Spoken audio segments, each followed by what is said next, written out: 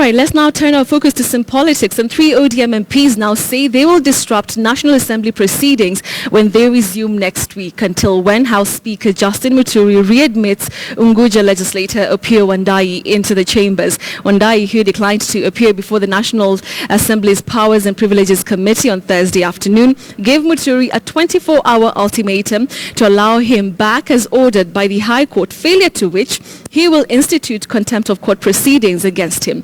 Duncan Khaemba brings us that report, which could reignite court and jubilee wars in Parliament yet again.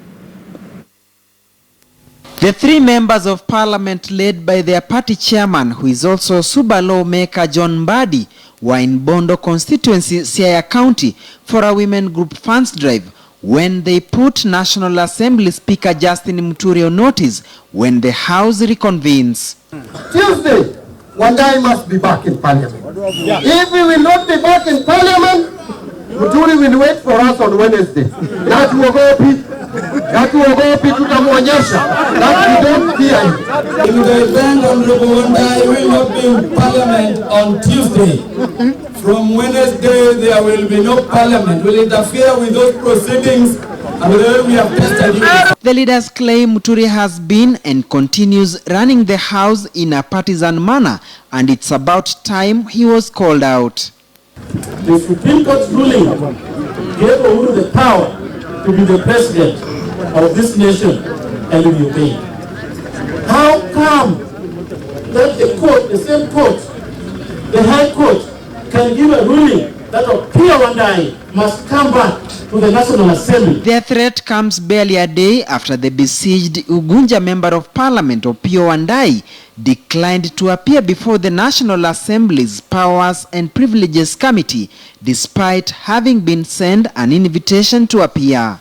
In his brief response letter to the committee, Wandayi states, and I quote, "I am in receipt of your letter dated 11th July 2016 requesting me to appear before the Privileges Committee on July 14th, 2016. Please note that I do not wish to appear before the said committee. I wish you well all the same." This is after House Speaker Justin Muturi failed to allow him back into the chambers despite a court order obtained by Wandayi. The question as to what is the import of the court order is one of great moment to this House, as it raises fundamental issues touching on the principle of separation of powers as contemplated in our Constitution. Wandayi was suspended from Parliament after being thrown out on 31st March when he led disruptions of President Uhuru Kenyatta's State of the Nation address for blowing whistles. Duncan Khaemba, KTN News.